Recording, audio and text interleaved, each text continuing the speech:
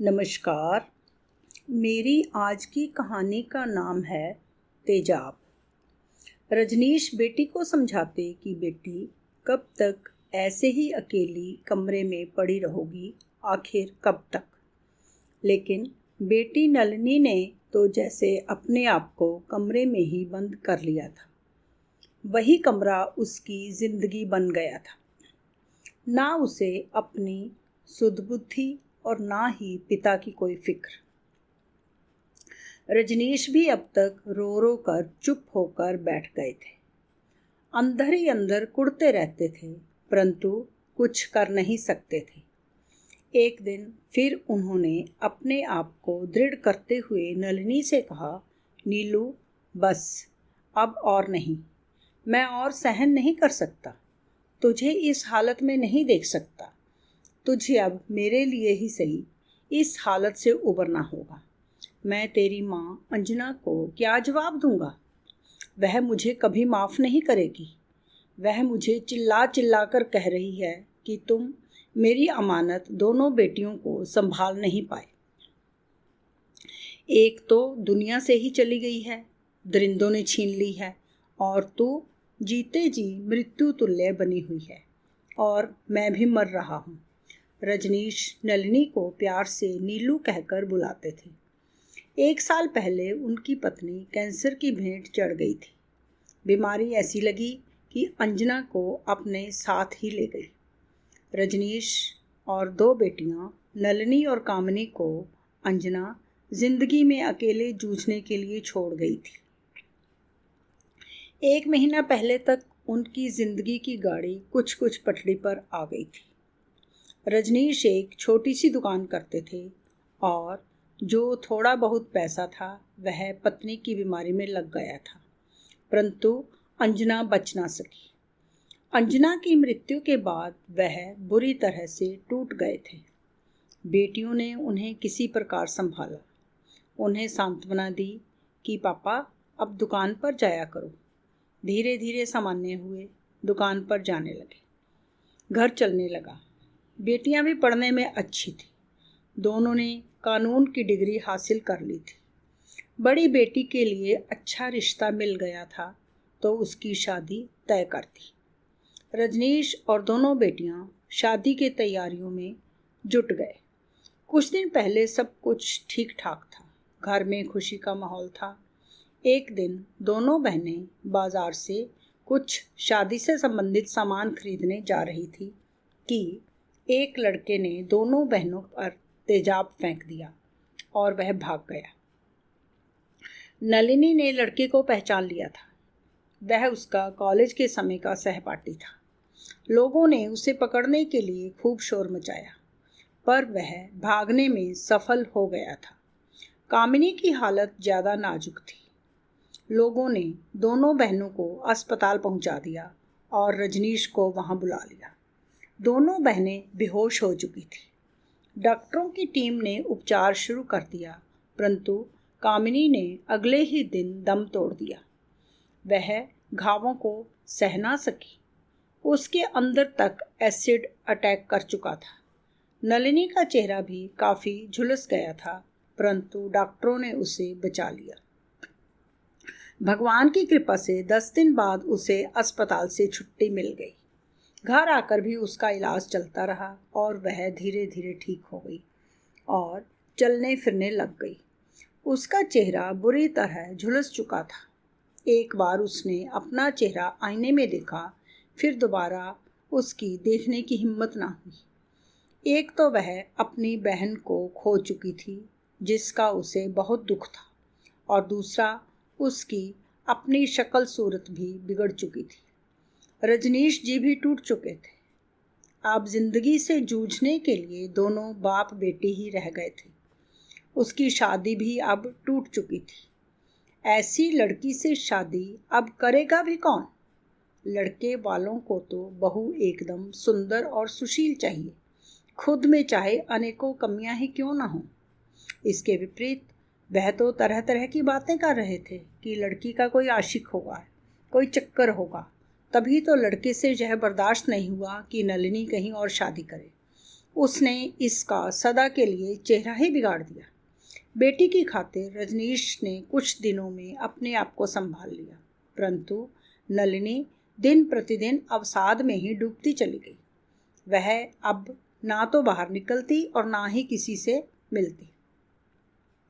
कुछ समय बाद रजनीश ने अब दुकान पर जाना शुरू कर दिया था। मित्रों ने उसे समझाया कि यदि काम नहीं करोगे तो बाप बेटी खाओगे क्या। रजनीश ने एक दिन अपने मित्र से नलिनी की मनःस्थिति के बारे में बात की। मित्र ने उसे धैर्य बंधाया और कहा कि बेटी को पढ़ाई में व्यस्त किया जाए। अगले ही दिन रजनीश ज्यूडिशरी की पढ़ाई की किताबें ले आए और रात को नीलू को बुलाकर प्यार से समझाने लगे कि तुम पढ़ी लिखी हो, जिंदगी ऐसे तो चल नहीं सकती।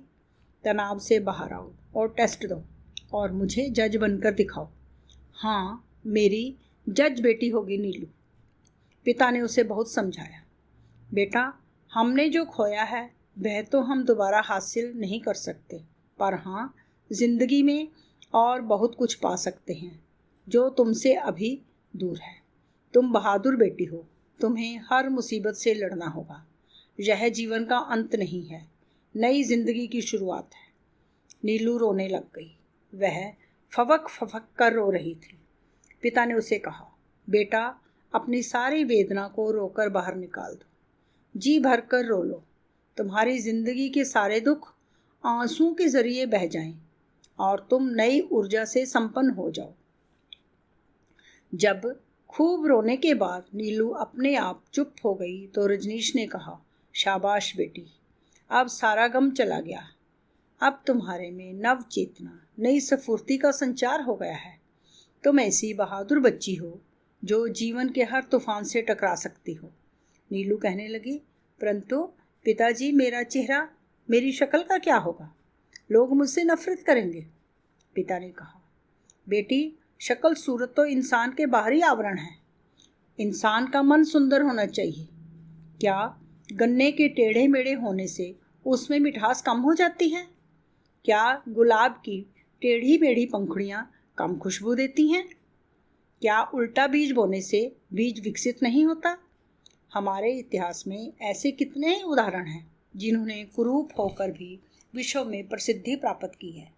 इसलिए बेटा, यदि किसी सिर फिरे ने तुम्हारे रूप को बिगाड़ दिया है तो तुम्हारा मन भी क्या, तुम्हारी बुद्धि भी क्या कुंठित हो गई है, कुरूप हो गई है?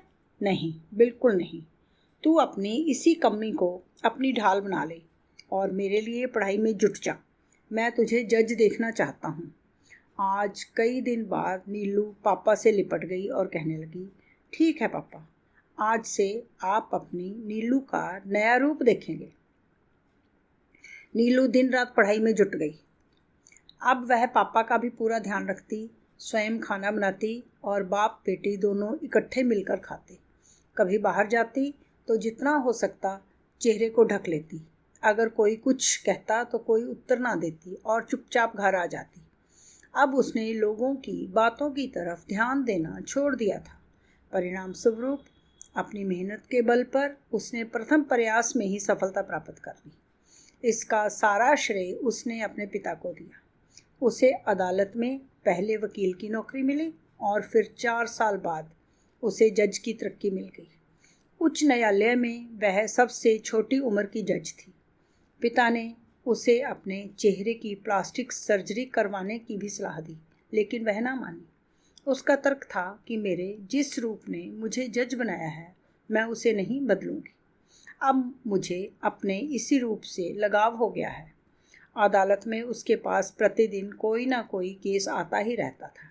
वह अपराधी की दलीलें पूरे ध्यान से सुनती, वकीलों की बहस सुनती और पूरे आत्मविश्वास से अपना निर्णय सुनाती। उसके निर्णय पर किसी भी पक्ष को कोई एतराज ना होता। कुछ ही दिनों में उसकी गिनती अच्छे जजों में होने लग गई। एक दिन उसकी अदालत में भानु नामक व्यक्ति को पेश किया गया, जिस पर कई केस चल रहे थे।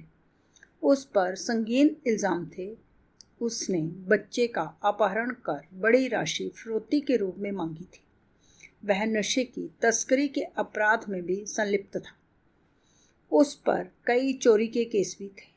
लड़कियों से छेड़खानी करना तो उसके लिए आम बात थी। इन्हीं आदतों के चलते उसकी अपनी पत्नी उसे छोड़कर जा चुकी थी। उसके साथ भी वह कई बार मारपीट करता था, जिसका कई बार पंचायत में राजीनामा हुआ था। परंतु जिस केस में आज उसकी पेशी थी वह यह था कि भानु ने अपने छोटे भाई की पत्नी के साथ बलात्कार कर उसकी हत्या कर दी थी। जब कोर्ट में उसे पेश किया गया तो अभियोजन पक्ष और बचाव पक्ष दोनों पक्षों के लोग अदालत में मौजूद थे। एक तरफ लड़की के भाभी के माँ बाप तथा भाई और दूसरी तरफ भानु के माँ बाप भानु के बचाव पक्ष में बैठे थे। आज आखिरी सुनवाई थी। नलिनी ने दोनों पक्षों के वकीलों की जिरह सुनी। गवाहों की गवाहियां हुई। बचाव पक्ष वाला गवाह झूठा साबित हुआ। सारा कुछ सुनने के बाद फैसले की घड़ी थी। फैसला शाम को 3 बजे के बाद सुनाया जाना था। निश्चित समय पर कोर्ट में सभी उपस्थित हुए। जज साहिबा ने अपना फैसला सुनाया और कहा, भानु के ऊपर संगीन इल्ज़ाम है। यदि ऐसे लोगों को छोड़ दिया जाए तो समाज में ऐसे लोगों द्वारा दुराचार और अत्याचार को बल मिलेगा। ऐसे लोगों के लिए फांसी की सज़ा न्याय संगत भी है और धर्म संगत भी है। उसने भरी अदालत में भानु को फटकार लगाते हुए कहा, अरे दुष्ट, छोटे भाई की पत्नी, कन्या, बहन और पुत्रवधू सब कन्या के समान होती हैं। इन पर कुदृष्टि रखने वाले लोगों के लिए मृत्युदंड आवश्यक है।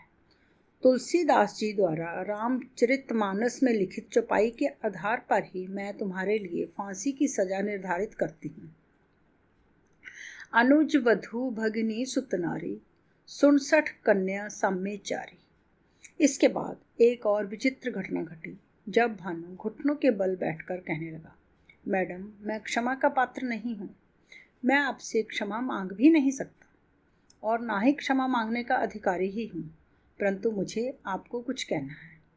शायद आपने मुझे नहीं पहचाना, परंतु मैं आपको पहचान गया हूँ। आपके चेहरे का रूप बिगाड़ने वाला दुष्ट भी मैं ही हूँ। मैं बहुत शर्मिंदा। नलिनी ने कहा, यह चेहरा तो अब मेरी पहचान बन चुका है।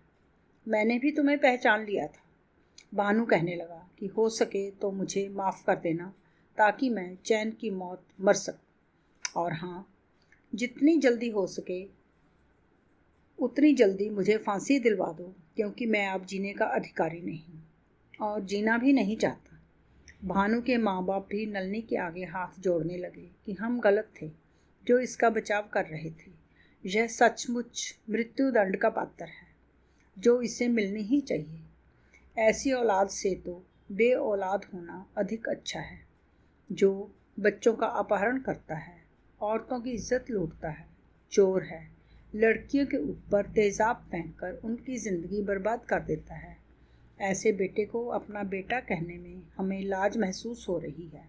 बेटी, तू धन्य है जो ऐसी अवस्था में भी इस स्थान पर पहुंच पाई है।